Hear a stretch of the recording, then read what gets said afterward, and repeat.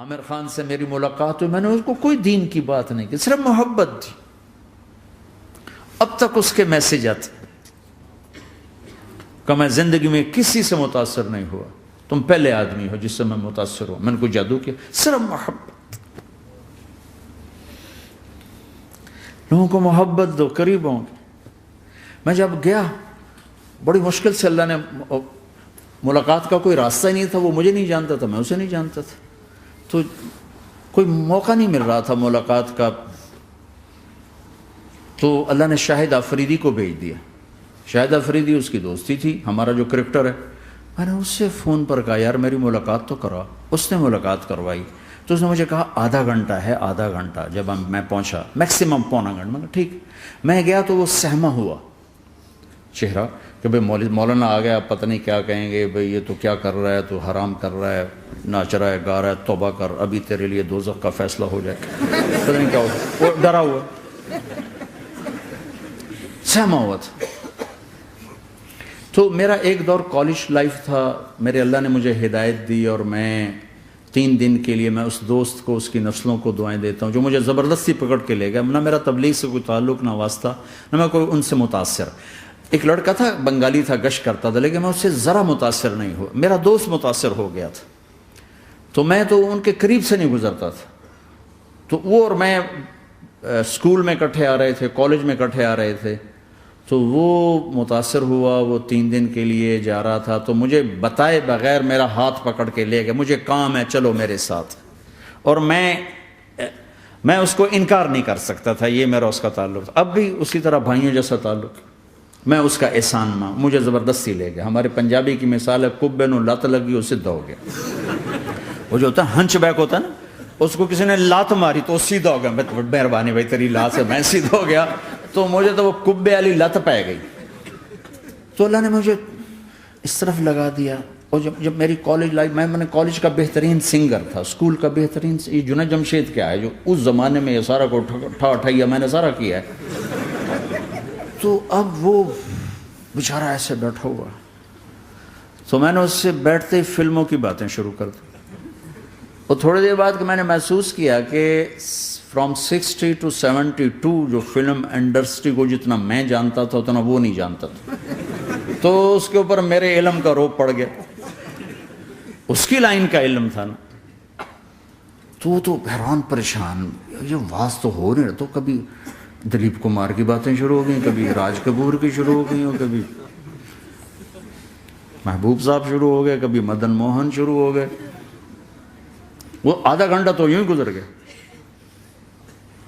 تو آدھے گھنٹے کے بعد میں نے کہا جی ہمارا تو ٹائم اوور کا نہیں، اٹھیں چلے ادھر چل کے بیٹھتے. وہ کھانے کی ٹیبل پر تھے تو وہاں جا کے بیٹھ گئے. پھر وہیں باتیں شروع ہو گئیں. جب اس کا سارا خوف دور ہو گیا اور ریلیکس ہو گیا، اس میں پونے گھنٹے سے 50 منٹ گزر گئے تھے. تو پھر میں نے کہا عامر بھائی آپ حج پہ آئے ہیں، اگر آپ اجازت دیں تو آپ کو اپنے نبی کا حج سنو. کہنے لگے ہاں جی ضرور سنائی. پھر میں 1.25 گھنٹہ بولتا رہا اور وہ ایسے کر کے یہاں سے وہ یوں نہیں ہوا. 1.25 گھنٹہ ایسے بیٹھ کے یوں سنتا، ہلا نہیں اپنی جگہ سے. لوگ محبت کے بھوکے ہیں، تم فتوے دینا شروع کر دیتے. 2 گھنٹے کی ملاقات کے بعد جب ہم نکلے تو نیچے تک چھوڑنے آیا عامر خان. حج کے بعد میں نے کہا ایک ملاقات اور ہو جائے گا، ضرور ہوگی. پھر اس کا میسج آیا کہ میں مدینے چلا گیا ہوں، معذرت چاہتا ہوں. میں نے کہا میں مدینے آ جاؤں گا. میں مدینے پہلے ہو آیا تھا حج سے پہلے. تو اس نے کہا کہ آپ 14 تاریخ کو آ جائیں، 4 سے 6 کا ٹائم میں نے آپ کے لیے رکھا ہے. تو میں، جنید اور ایک اور ساتھی ہم دوبارہ وہاں چلے گئے. 4 بجے 4:15 ہم اس کے ساتھ ہماری سٹنگ شروع ہوئی.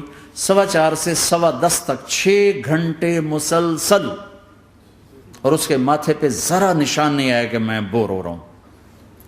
اور اس کے بعد ہم اٹھے، اس کا جی نہیں چاہ رہا تھا کہ ہم اٹھ کے چلے جائیں. محبت. پھر ایک امتحان پڑ گیا. میں اجتماع میں تھا ریمنڈ کے پچھلے سال. اس کا میسج آ گیا میری فلم تلاش آ رہی، اس کی کامیابی کی دعا کرو. میں کہا بھائی اے چنگی بڑی، میں کہا اب کیا کروں، جواب دینا بھی ضروری، دعا بھی نہیں ہو سکتی، کیا کروں۔ تو جب وہ میسج آیا تو میرے سامنے کوئی 10-12 علماء بیٹھے تھے، میں نے کہا بھائی یہ میسج ہے، اس کا جواب کہا جی یہ ہمارا فیلڈ نہیں تمہارا ہے، تو ہی جواب دے۔ میں سارا دن سوچتا رہا، مجھے کوئی جواب سمجھ میں نہیں آیا کہ جان بھی بچ جائے جواب بھی چلا جائے۔ پھر اگلا دن بھی گزر گیا، مجھے کچھ سمجھ میں نہیں آیا۔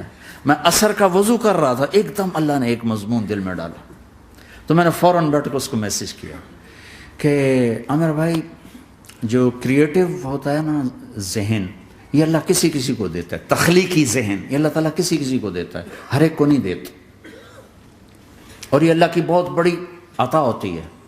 اور میں نے تمہارے ساتھ جو وقت گزارا اس میں نے دیکھا کہ اللہ نے تمہیں تخلیقی ذہن دیا ہے، تم کریٹر ہو، اور جو لوگ اس ٹائپ کے ہوتے ہیں وہ کامیابی ناکامی کی پرواہ نہیں کرتے، وہ اپنے کام سے کام رکھتے ہیں۔ آپ کا بھائی تو فوراً اس کا میسج آیا، آپ ٹھیک کہہ رہے ہیں، آپ ٹھیک کہہ رہے ہیں۔ بات ہو گئی، پھر میں تھا ہانگ کانگ، میں نے وہاں سے اس کو میسج کیا، دیکھو کسی مصروف آدمی کو براہ راست فون نہ کیا کرو، میسج کیا کرو کہ میں آپ کو فون کر سکتا ہوں، چونکہ میں اس کا بہت ستایا ہوا، بہت ستایا۔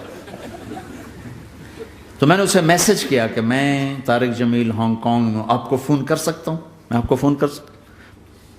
میں ہمیشہ اسے، اب بھی میرا فون پہ رابطہ ہے، میں پہلے اسے میسج دیتا ہوں میں آپ کو فون کر سکتا ہوں، اگر اس کا جواب نہ ہے پھر میں نہیں کرتا ہوں۔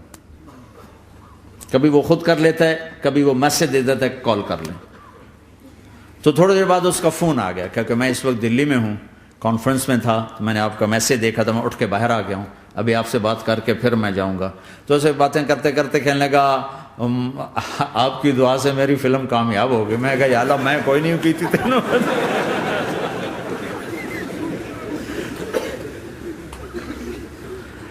بھائیو محبتیں بانٹو، نفرتیں تو پہلے ہی بہت پھیل چکی۔ نشہ پلا کے گرانا تو سب کو آتا ہے، مزہ تو تب ہے کہ گرتے کو تھام لے ساتھ۔